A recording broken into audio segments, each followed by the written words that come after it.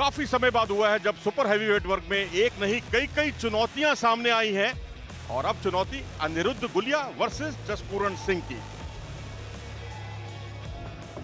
अब मुद्दा थोड़ा भारी भरकम है। In men's 125 KG category ladies and gentlemen आ रहे हैं वो रेसलर जिसने भी इनसे पंगा लिया, इन्होंने उनके घमंड को चूर है किया। Please welcome Anirudh Gulia. अनिरुद्ध गुलिया जो कि हरियाणा के सोनीपत जिले के पुरखास गांव से आते हैं। ये वही पुरखास गांव है जहां से रमेश ने डेनमार्क में 2009 में वर्ल्ड चैंपियनशिप में मेडल जीता था और वो एक टर्निंग पॉइंट साबित हुआ। और इसके अलावा अगर देखें तो एशिया अंडर 23 चैंपियनशिप के स्वर्ण पदक विजेता हैं ये 2024 के, सीनियर नेशनल चैंपियन है 2024 के। सिंगल लेग अटैक बहुत अच्छे तरीके से करते हैं। फिटनेस थोड़ा सा चर्चा का विषय रहता है इनका। डिफेंस बहुत अच्छा है लेकिन कई बार ये बहुत चुनौती भी बन जाती है इनके लिए।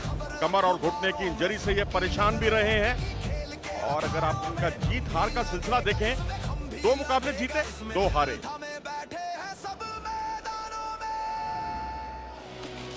देश के असली दूध, घी और मक्खन का है ये मिश्रण, क्योंकि आ रहे हैं यूबी डोमिनेटर्स की तरफ से जसपूरन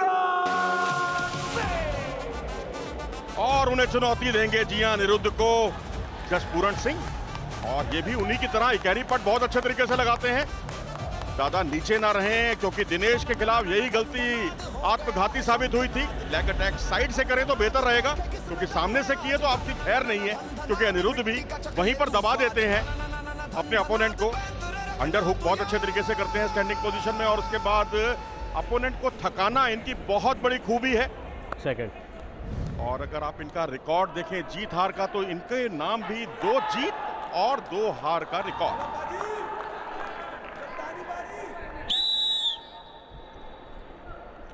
तो इस तरह से कैसे चुनौती का सामना करेंगे अनिरुद्ध के सामने जसपूरन सिंह, क्योंकि दोनों के अटैक भी मिलते जुलते हैं। पूजा, जब अटैक दोनों के एक जैसे हो, खासकर सिंगल लेग अटैक, तो उस वक्त क्या रणनीति होनी चाहिए?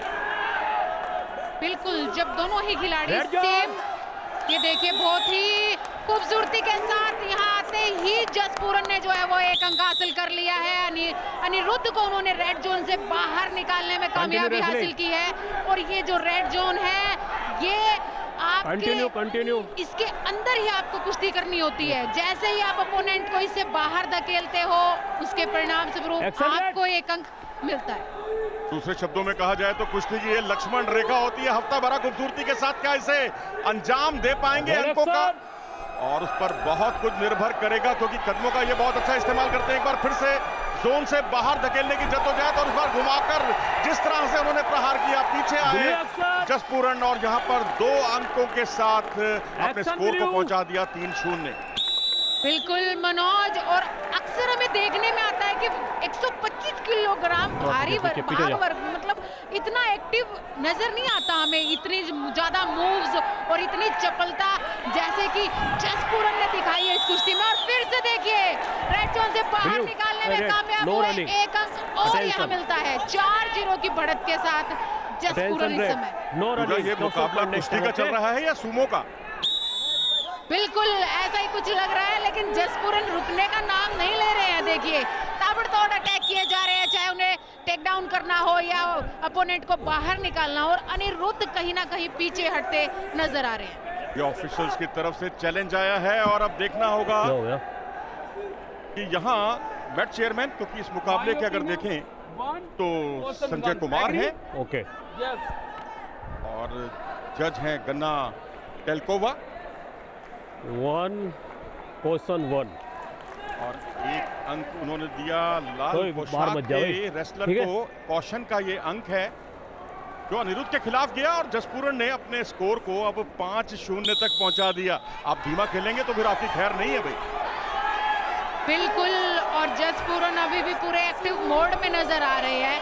जैसे उन्होंने टेक डाउन किया है या अनिरुद्ध को रेड जोन से बाहर निकाल के अंक बटोरे हैं, वो काबिले तारीफ तारीफ है। अक्सर 125 किलोग्राम में हम देखते हैं कि पैसिविटी और इस तरीके से ही कुश्तियां चलती है, बट यहाँ जो है 125 किलो में भी रोमांच बना हुआ है।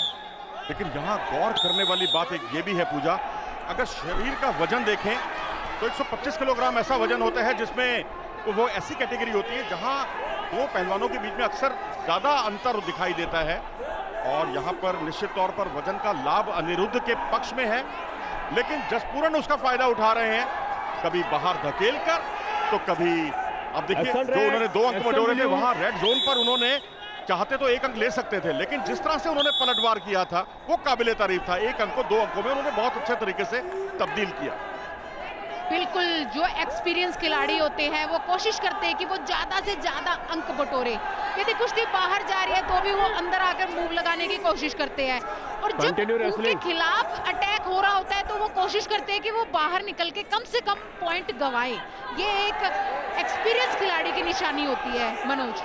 तो निश्चित तौर पर मुल्लापुर जो कि न्यू मोहाली है वहां पर ये अभ्यास करते हैं, और वो अभ्यास इनके बहुत काम आ रहा है, और अपने अपोनेंट के हिसाब से रणनीति बनाना उन्हें और भी ज्यादा विशिष्ट बना रहा है इस मुकाबले में। बिल्कुल, और जिस हिसाब से अनिरुद्ध जो है वो पीछे हट रहे हैं तो लगता है कहीं पैसिविटी भी ना मिल जाए उनको। वो बिल्कुल भी एक्टिव नजर नहीं आ रहे हैं, कहीं ना कहीं पीछे जा रहे हैं। सेंटर निश्चित तौर पर 5-0 का बड़ा अंतर, 6 सेकंड बाकी पहला राउंड समाप्त होने में, और अनिरुद्ध अब क्या करेंगे? मुझे लगता है आगे की रणनीति पर विचार करेंगे। इसके अलावा और वो कर भी कह सकते हैं PWL को, पूजा को भी, सुनील जी को भी, मुझे भी। तो निश्चित तौर पर अब यहाँ अगर देखा जाए तो दूसरा राउंड जो है वो अनिरुद्ध के जो प्रशंसक हैं पूजा, उन्हें निराश होने की जरूरत नहीं है, क्योंकि सेकंड पीरियड में ये अब तक 18 अंक बटोर चुके हैं, और पावर मिनट में इन्होंने 6 अंक बटोरे हैं, जबकि जसपूरन दूसरे हाफ में केवल 2 ही अंक बटोर पाए हैं, और पावर मिनट में तो 1 भी अंक नहीं बटोर पाए हैं। बिल्कुल, देखिए कुश्ती है, पहला हाफ चाहे जसपूरन के हक में हो तो दूसरा हाथ अनिरुद्ध के हक में आने पर कोई ज्यादा समय नहीं लगता है, वही 3-3 मिनट के दोनों राउंड है, तो ये बिल्कुल किसी के लिए भी निराश होने की बात नहीं है। और PWL के मंच पे हमने देखा है कि बड़ा बड़ा अंतर है वो भी सिमट गया है। अभी देखना ये होगा क्या अनिरुद्ध अब अटैक कर पाएंगे। फिंगर ओपन, मैच पॉइंट पर चल रहा है मुकाबला। हरियाणा यहां से जीता तो उनके पक्ष में चला जाएगा यह मुकाबला। झुककर आक्रमण करने की कोशिश, लेकिन बहुत ही अच्छे तरीके से कदमों का इस्तेमाल किया, हाथों की ग्रिप से रोका। ये विशिष्ट बनाता है, ये सुपर हैवीवेट वर्ग का मुकाबला है। एक्शन दिख रहा है, निष्क्रियता नहीं दिख रही। ये अपने आप में कुश्ती को जीवंत करता है, और प्रो रेसलिंग लीग का मंच हो पूजा तो इसके मायने और भी ज्यादा बढ़ जाते हैं, क्योंकि अंतर्राष्ट्रीय प्रतियोगिताओं में कुछ अच्छा करने का अवसर रहता है। और इस बार मौका ताड़ा उन्होंने, और यहाँ पर बाल बचे थे। जैसा हमने कहा, आखिरी क्षणों में उनकी तत्परता, चुस्ती फुर्ती देखते ही बनती है। बिल्कुल, और अनिरुद्ध ने देखिए अपनी, जैसे कि जाने जाते हैं कि वो दूसरे राउंड में स्कोर करते हैं, वही उन्होंने कर दिया। सीधा 4 अंक का उन्होंने जो है वो एक्शन यहाँ पे किया है, डबल लेग अटैक किया, और सीधा जसपूरन को दोनों कंधों पे गिरा दिया मैट पर। ये देखिए, आप राइट साइड देख सकते हैं कितना बेहतरीन अटैक यहाँ से किया, धक्का मारा और सीधा दोनों उस पे। और लेफ्ट में देखिए लाइव चल रहा है, जिसमें 2 पॉइंट और यहाँ अनिरुद्ध ने हासिल कर लिए हैं। पिछड़ने के बाद जिस तरीके से वापसी हुई है वो काबिले तारीफ, पूरे अंक दिए जाने चाहिए अनिरुद्ध को, लेकिन अभी मामला किसी भी तरफ जा सकता है। कोई वन वे ट्रैफिक नहीं है, रोमांच अपनी पराकाष्ठा पर है। जसपूरन कोशिश यही करेंगे कि उन पर खींच लगाएं। ये देख सकते हैं 2 विंडो में ये संघर्ष। आप देखिए राइट साइड कैसे पीछे आके यहाँ पर अनिरुद्ध ने 2 अंक और हासिल किए, और इसी के साथ वो 6-5 से जहां एक टाइम पे पिछड़ रहे थे अब वो लीड में आ गए।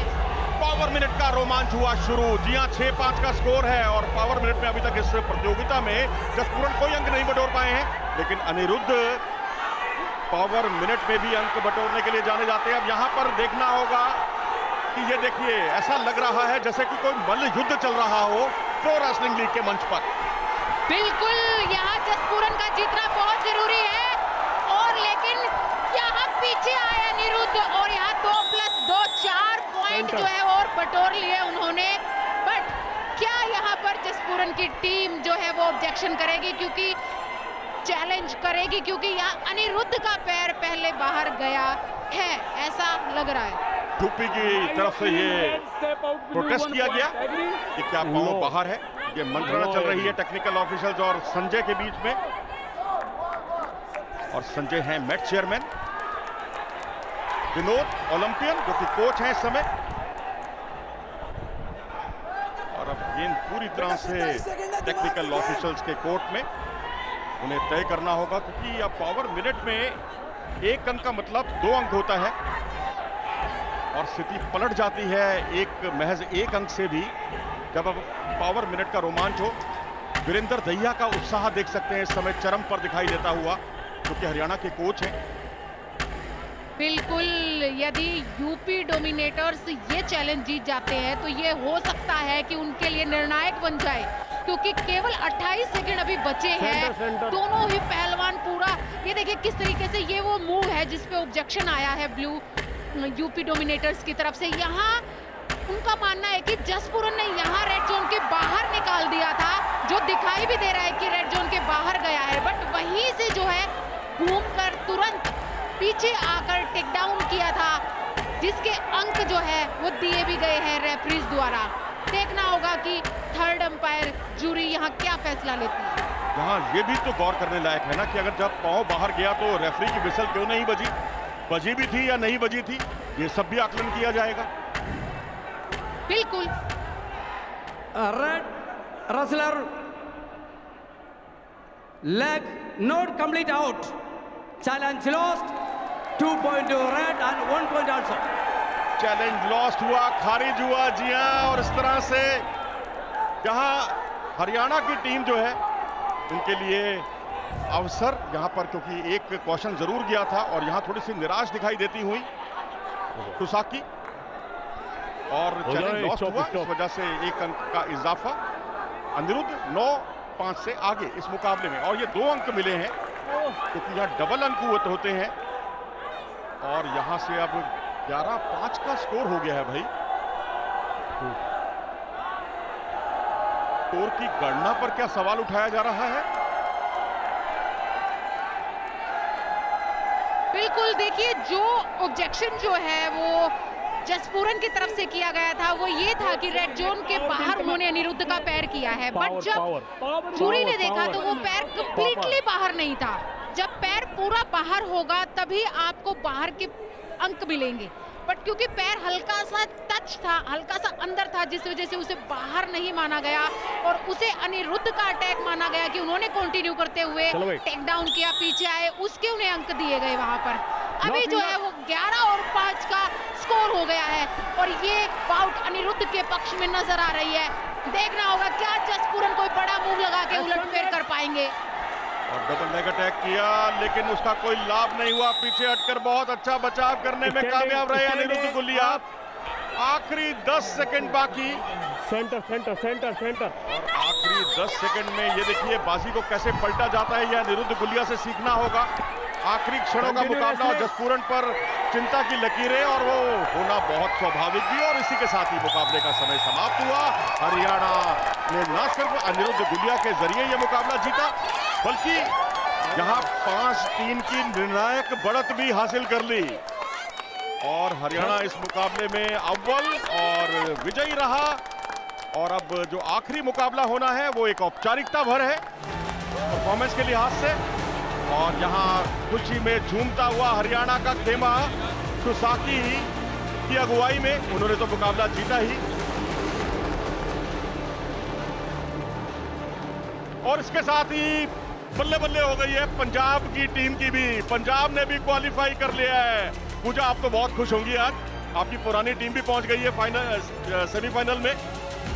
बिल्कुल मनोज, आज बिल्कुल एक तो हरियाणा जीत गया, फिर से लटकाट दिया हरियाणा ने, और दूसरा जो मेरी पहले की टीम रही है जहां से मैं चमकी थी BWL में, वो तब भी जीती थी और आज भी वो सेमीफाइनल की तरफ बढ़ गई है। इससे बड़ी खुशी का पल नहीं हो सकता।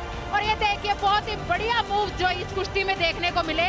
125 किलो के पहलवान होते हुए भी ये ऐसे खेल रहे थे जैसे 57 kg के पहलवान हो। ताबड़तोड़ अटैक हुए हैं इस कुश्ती में जो वाकई तारीफ के काबिल है। तो 2 भाइयों ने, एक भाई ने दूसरे भाई का साथ दिया, हरियाणा पंजाब दोनों भाई भाई, एक बड़ा भाई एक छोटा भाई, छोटे भाई काम आया बड़े भाई के। तो साकी की खुशी का ठिकाना नहीं है। और बाकी खिलाड़ी उनकी अगुवाई में जश्न मनाते हुए, और क्यों ना मनाए, एक चैंपियन की दहाड़ दिखाई दी है। इसमें PWL चैंपियन बनने का एक सपना उनका साकार होता हुआ दिख रहा है और इस मुकाबले में भी उन्होंने जान फूंक दी है और इस तरह से 5-3 की निर्णायक बढ़त हरियाणा थंडर्स के पक्ष में। और अगला मुकाबला, अब औपचारिक तो मत कहिएगा, रोमांच है यहाँ, परविंदर वर्सेस अभिमन्यु।